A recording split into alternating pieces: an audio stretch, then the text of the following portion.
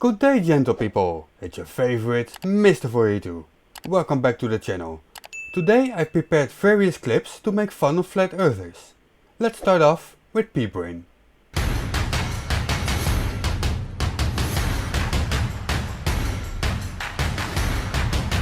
And one other experiment we can do to show that a force inward is required to keep the ball moving in a circular path.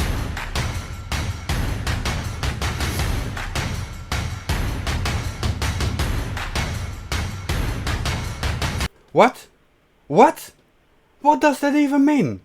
Hey baldy cats, I heard you speak fluent flirt speech. What does this mean? What? Gravity would have to be distributed throughout the pole. That is the most numbnuttery comment I ever saw. What else have you got?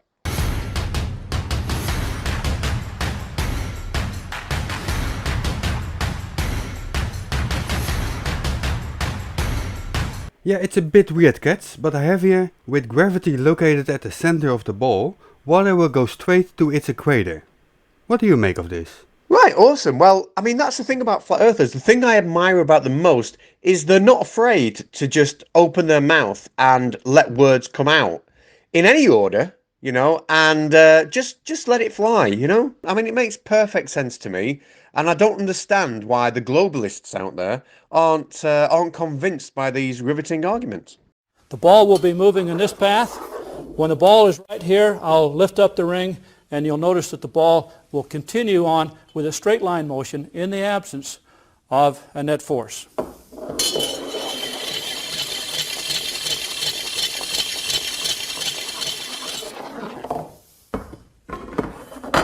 Demonstrating that a centripetal force or an inward force is required to keep an object moving in a circular path.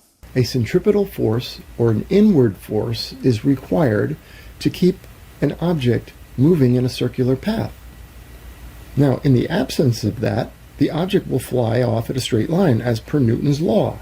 An object in motion will tend to stay in motion unless it's acted upon by that net force. Well, there is no net force here at the pole.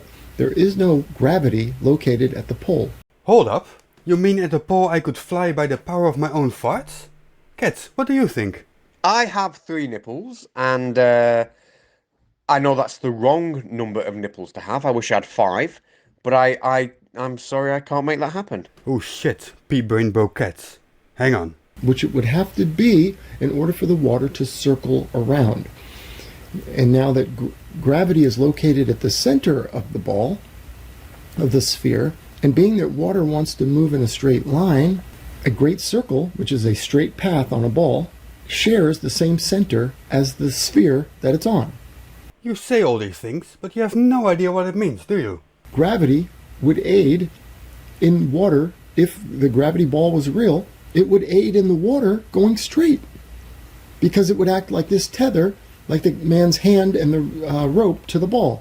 Let me get this straight. You have the diagrams and the professor's explanation, but still you screwed up. You can't 3D, you can't logic, and you fail to understand the other forces at work. Let me give you a little hint in the form of this clip. The sand isn't just sticking up, because that's not how any of this works.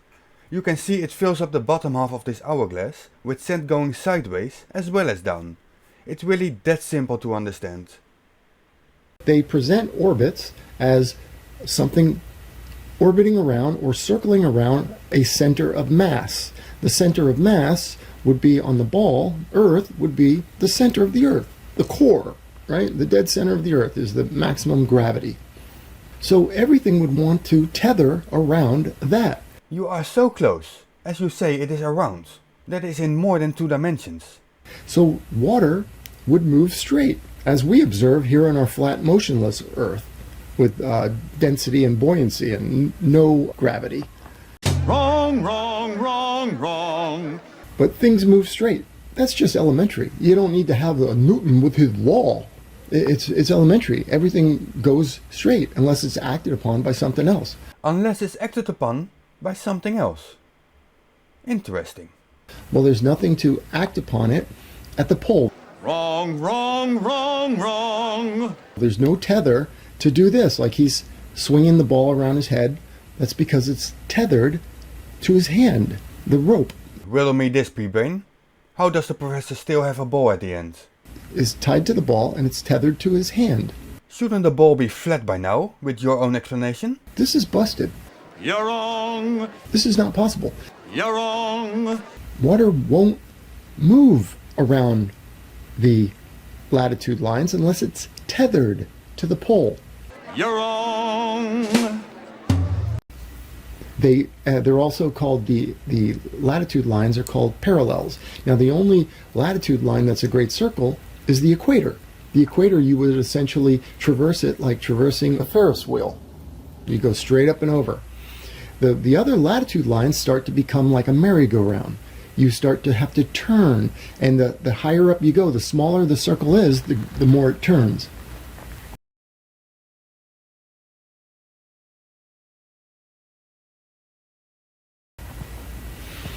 So let me just explain this little diagram real quick that I made up. The red dot, gravity, or the source of the inward force, right? So this left circle, we have the top view, and then I have two side views. Now the left one is the top view. You can see that water moves tangentially, or this arrow right here is a tangent to the radius of a circle or a sphere. I have to point out something else too. Here the ball is orbiting around the hand. Here you make the water move in relation to Earth. But why? Water can just remain where it is, held down by gravity. It doesn't have to orbit Earth by any means. And of course there are ocean currents, but that only makes it obvious there are other forces at work too. None of which you even considered. I'm kinda fed up with this dumb fuckery. How much is left? 12 minutes? Ain't nobody got time for that. Let's move on from that. It's just more of his ignorance. In the next clip, provided by Blue Feather, we're gonna see Nathan Oakley making sense. I warned you.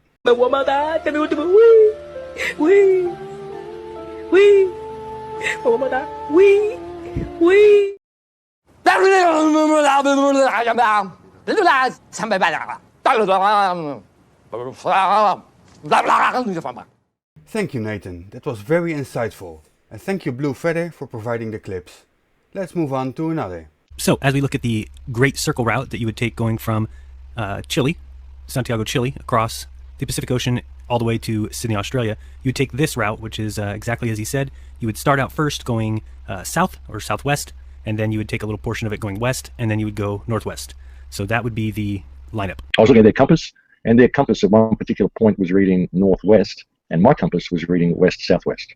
And my compass stayed reading west-southwest for the entire journey, well, the entire journey that I was awake anyway. So just to kind of show what he was saying, he said every time he checked his compass, he was getting a southwest reading, which a flat Earth would show. And on the on-screen video display on the back seat of the seat in front of him was showing a northwest, as the globe would show.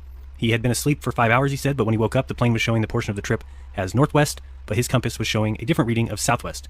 He also claimed that his compass remained in the southwest position for the entire remainder of his flight, and then he went home and checked the compass against many others, a digital compass and another compass, and said his compass was working fine. So a guy says a thing, and you put it on your show without any evidence.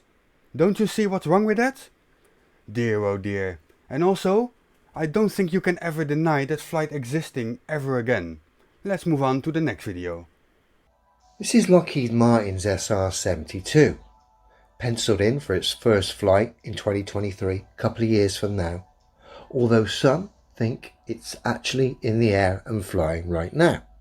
Regardless, what I find fascinating about this plane are the stats attached to it.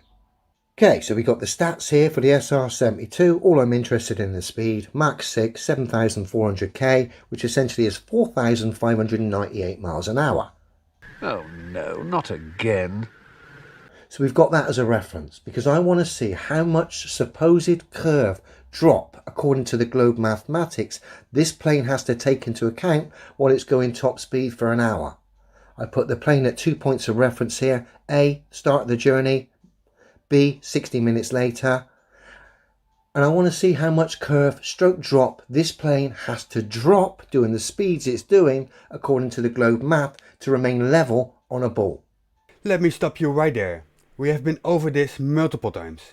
If you use proper globe math, you will not end up with a linear curve. You just crash the airplane straight into the ground. And what's this thing coming towards me very fast? So big and flat and round, it needs a big wide-sounding name like ow, ound, round, ground. That's it, ground. I wonder if it'll be friends with me. Hello, ground. You have been told this on multiple occasions and still you repeat the same lie. That is why we call you a liar and a conman. You don't believe anything of this bullshit yourself. And that's it for today. Press the like button if you enjoyed the video and press subscribe if you have never done that before. In the description you'll find more information on how to support me. This has been Mr. 482, out. Don't panic.